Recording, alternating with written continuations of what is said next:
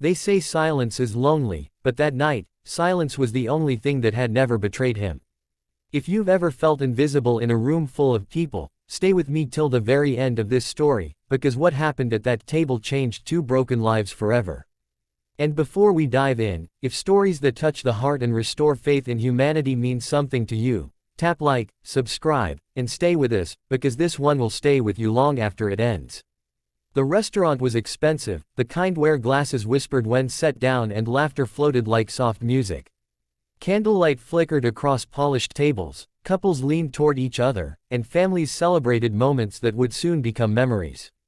At the very center of it all sat a man completely alone. His suit was tailored to perfection, his watch cost more than most people's yearly salary, and yet his eyes carried a weight money had never managed to lift. His name was Aaron Hale, a self-made millionaire who had lost his hearing in his early 20s after a sudden illness. The world still moved around him, but it no longer spoke to him. Conversations happened without sound, laughter without warmth, and promises without reassurance. Aaron dined alone not because he lacked invitations, but because being surrounded by people who forgot he couldn't hear hurt more than solitude ever could. He had learned to read lips well, but most people didn't have the patience to face him directly. They turned away mid-sentence, covered their mouths, laughed while looking elsewhere. Slowly, invisibly, he had been pushed to the edges of social life. So he chose silence on his own terms. He raised his glass, took a slow sip, and stared at the empty chair across from him. Once, years ago, someone used to sit there. Someone who swore silence wouldn't matter. Someone who left anyway. Behind the scenes, far from the candlelight and fine dining, Maria pushed her cleaning cart down the corridor with one hand and balanced her baby boy on her hip with the other. The restaurant had allowed her to bring her infant only because she had no one else. Daycare cost more than she earned in a week, and her husband had walked out the moment life became inconvenient. Her son, Leo, was barely 10 months old, wide-eyed, curious, and far too quiet for a baby his age. Maria worked nights cleaning after wealthy strangers who never noticed her. She wiped tables that held celebrations she'd never afford, cleared plates filled with leftovers she wished she could take home. Every night she told herself this job was temporary. Every night reality reminded her it wasn't. As she moved closer to the dining area, Leo shifted in her arms. His small fingers reached outward, his eyes fixed on something, or someone. Maria whispered softly, rocking him, hoping he wouldn't cry. A crying baby could cost her this job. But Leo didn't cry. Instead, he made a soft, breathy sound and stretched harder, nearly slipping from her grip. That's when Maria noticed where he was looking. Straight at the man dining alone. Aaron felt it before he saw it, the unmistakable sensation of being watched.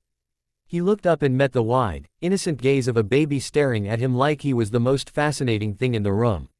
For a brief second, Aaron froze.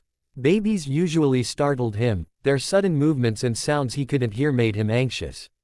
But this baby didn't scream or flail. He simply smiled. Not a polite smile. Not a practiced one. A pure, open smile that reached his eyes. Then Leo did something no one expected. He began to clap. Not loudly, Aaron couldn't hear it anyway, but rhythmically, deliberately, as if applauding just for him. Tiny hands came together again and again, his face glowing with joy. People nearby turned to look, some amused, some annoyed.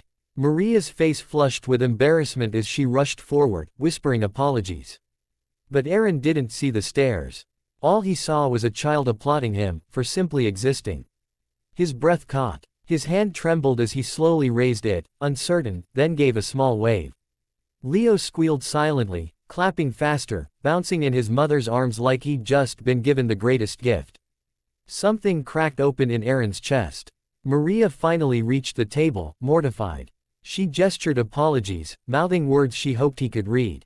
"I'm so sorry. He doesn't usually." Aaron gently shook his head and motioned for her to stop.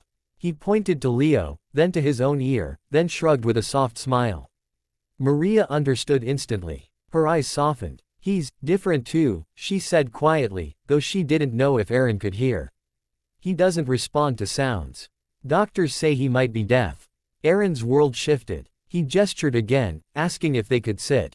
Maria hesitated. Employees weren't allowed to sit with guests, but something in Aaron's expression wasn't demanding. It was hopeful. Carefully, she lowered herself onto the edge of the chair, keeping Leo close. Aaron pulled out his phone and typed a message, turning the screen toward her. "What's his name?" "Leo," Maria whispered, smiling despite herself. Aaron typed again. "He's beautiful." Tears filled Maria's eyes, the kind that come when kindness arrives unexpectedly after a long drought. For the first time in years, Aaron didn't finish his meal alone. He played peekaboo with Leo, making silly faces, clapping back in exaggerated motions. Other diners watched, some smiling, some confused. But none of it mattered. In that small bubble of shared silence, two lonely souls found recognition. Over the following weeks, Aaron returned to the restaurant more often. Always the same table. Always around closing time. Maria tried to keep things professional, but their bond grew quietly. Aaron taught her simple signs he used, showing her how he communicated with the world.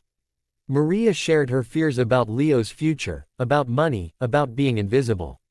One night, as Leo sat in a high chair beside the table, he reached out and placed his tiny hand on Aaron's. Not clapping this time, just holding. Aaron closed his eyes. Memories flooded back. Hospital rooms, doctor's lips moving too fast, the moment sound vanished forever. The girlfriend who promised to stay but couldn't handle repeating herself. The friends who slowly stopped calling. He had built an empire in silence, but it had never filled the ache. Until now. Challenges came quickly. Management noticed the growing closeness and warned Maria. She was reminded of her place. One complaint, they said, and she'd be gone. That same week, Leo's test results came back. He was profoundly deaf. Maria cried herself to sleep, terrified of what kind of life awaited her son. When Aaron saw her swollen eyes the next evening, he knew something was wrong. She showed him the report with shaking hands. Aaron didn't hesitate. He wrote, "He will have a beautiful life. I promise." The next months unfolded like a quiet miracle. Aaron paid for Leo's medical care, arranged access to the best specialists, and funded sign language classes for Maria. He didn't do it loudly. He didn't seek praise. He simply showed up. One evening, Aaron invited Maria and Leo to his home. She was nervous. His house was more mansion than home. But when she arrived, she found walls filled with art, shelves lined with books, and a space that felt lonely. Aaron had prepared dinner himself. They ate together, laughed silently, and for the first time, Maria felt seen not as a cleaner, but as a mother doing her best. Years passed. Leo grew into a bright, expressive child, fluent in sign language, confident and curious. Aaron became more than a benefactor, he became family. He attended Leo's school events, signed bedtime stories, and cheered the loudest in the only way he knew how.